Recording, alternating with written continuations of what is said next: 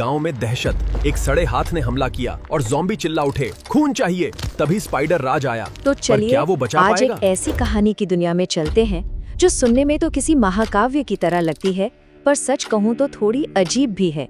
सोचिए, एक हाथ, एक हीरो और ज़ॉम्बियों से भरा एक पूरा का पूरा गांव।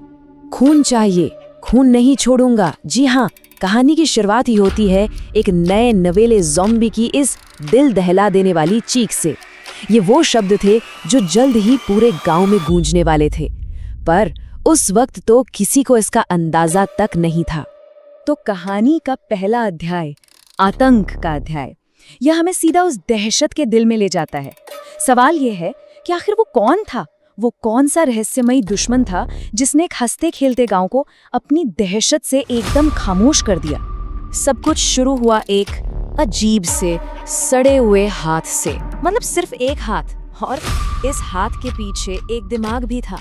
जरा सोचिए, ये चीज चलते चलते एक शांत से गांव में घुस जाती है, और यकीन मानिए, ये देखने में जितना घिनौना था ना, इसका इरादा उससे कहीं ज्यादा खतरनाक था।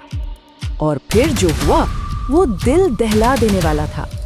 बहुत ही बेरहमी से उस हाथ ने एक गांव वाले पर हमला किया, सीधा सिर पर वार, और उसे वहीं के वहीं कुचल दिया। और बस कुछ ही पलों में एक खूंखार ज़ॉम्बी का जन्म हो गया। और ये सिलसिला रुका नहीं, एक से दूसरा, दूसरे से तीसरा, और देखते ही देखते पूरा का पूरा गांव ज़ॉम्बियों में तब्दील हो गया। मतलब कोई इंसान बचा ही नहीं, सिर्फ ज़ॉम्बी थे जो एक दूसरे का पेट फाड़कर खून पी रहे थे। भयानक मंजर। तो अब जब ऐसा लग रहा था कि सारी उम्मीदें खत्म हो चुकी हैं, बिल्कुल दम तोड़ चुकी हैं, तभी उस अंधेरे को चीरती हुई एक रोशनी नजर आई। कहानी में एंट्री होती है हमारे हीरो की, रायमैन की, उस तबाह हो चुके गांव की वो आखिरी उम्मीद। एक तरफ गांव के अंदर हाहाकार मचा हुआ था और दूसरी तरफ गांव के ठीक बाहर रायमैन अपने घर के सामने खड़ा मौसम का मजा ले रहा था। उसे जरा भी, मतलब बिल्कुल भी अंदाजा नहीं था कि पास में ही इतना भयानक मंजर चल रहा है। और तभी रायमैन की नजर पड़ती है 3 लोगों पर। वो अपनी जान बचाने के लिए बेतहाशा भाग रहे थे। बस यही वो पल था जब रायमैन की शांति भंग हो गई। रायमैन ने उन्हें रोका, पूछा, अरे क्या हुआ?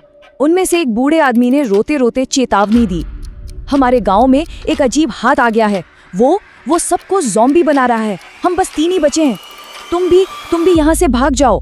और बस तभी रायमैन को समझ आया कि खतरा कितना कितना बड़ा है।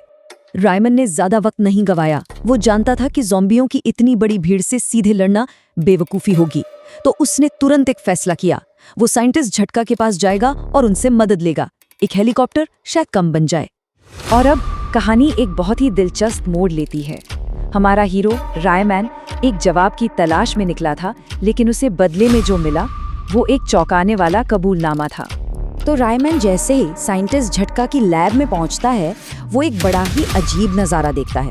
झटका, एक वैज्ञानिक, बच्चों की तरह फूट फूट कर रो रहा था। ये सब देखकर तो रहस्य और भी गहरा हो गया। रायमैन ने पूछा तो झटका ने रोते रोते अपनी गलती मान ली। उसने बताया कि ये सब एक हादसा था। वो एक खतरनाक केमिकल लेकर आ रहा था, तभी एक आदमी उससे टकरा गया और वो केमिकल सीधा उस आदमी के सिर पर जा गिरा। और बस उसी से उस राक्षस का जन्म हुआ। वो जो हाथ के पीछे दिमाग है ना, वो उसी आदमी का है। रेमन ने पूछा, इस हाथ ने सबको ज़ॉम्बी बना दिया है, क्या इसका कोई तो उपाय होगा? और झटका का जवाब सच में दिल तोड़ने वाला था। उसने कहा, वो हाथ खुद केमिकल से बना है, उसे नष्ट करने का कोई तरीका नहीं है। मतलब कहानी के इस मोड़ पर आकर तो ऐसा लगा जैसे सारी की सारी उम्मीदें ही खत्म हो गई हैं। तो अब क्लाइमैक्स का वक्त आ चुका है। भले ही साइंटिस्ट झटका ने कह दिया हो कि उस दुश्मन को हराया नहीं जा सकता, लेकिन रायमैन वो हार मानने वालों में से बिल्कुल नहीं था। साइंटिस्ट के चेतावनी के बावजूद रायमैन हेलीकॉप्टर लेकर तेज रफ्तार से वापस गांव की तरफ उड़ जाता है।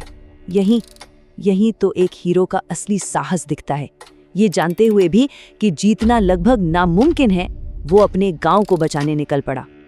और रायमैन पहुंच जाता है। वो सीधा उस अजीब से जीव के ठीक सामने हेलीकॉप्टर रोकता है। शोडाउन का टाइम आ गया था। और फिर रेमैन वो करता है जिसके बारे में किसी ने सोचा भी नहीं होगा। वो अपनी पूरी की पूरी ताकत एक जगह इकट्ठा करता है और जमीन पर एक जोरदार मुक्का मारता है। उस एक मुक्के का असर हैरान कर देने वाला था। पूरी जमीन कांप उठी और देखते ही देखते फटकर 2 हिस्सों में बट गई। बीच में एक बहुत ही गहरी खाई बन गई थी और वो हाथ, वो अजय लगने वाला हाथ, सीधा उस खाई में जा गिरा और खत्म, हमेशा के लिए नष्ट हो गया। ये लड़ाई जितनी जल्दी शुरू हुई थी उतनी ही जल्दी खत्म भी हो गई। तो उस भयानक दुश्मन का अंत हो चुका था। अब कहानी अपने अंजाम की तरफ बढ़ती है। चलिए देखते हैं कि इस एक जीत ने उस गांव का भविष्य कैसे बदल दिया। हाथ के खत्म होते ही पता है क्या हुआ? एक जादू सा हुआ। जितने भी ज़ॉम्बी थे वो सब वापस इंसान बन गए। गांव में एक बार फिर से शांति लौट आई। सब कुछ पहले जैसा नॉर्मल हो गया। तो मतलब सब कुछ ठीक हो गया है ना, हैप्पी एंडिंग। लेकिन कहानी की जो आखिरी लाइन है वो कुछ और ही कहती है। वो कहती है, फिर भी रैमैन को किसी ने लाइक नहीं। मतलब इतना सब कुछ करने के बाद भी किसी ने उसे लाइक तक नहीं किया। और यहीं आकर ये कहानी हमें एक सवाल के साथ छोड़ जाती है कि एक हीरो का असली इनाम आखिर होता क्या है। अगर पूरे गांव को बचाने के बाद भी सराहना ना मिले तो फिर असली पुरस्कार क्या है? शायद इसका जवाब इस कहानी में नहीं बल्कि कहीं और खोजना होगा।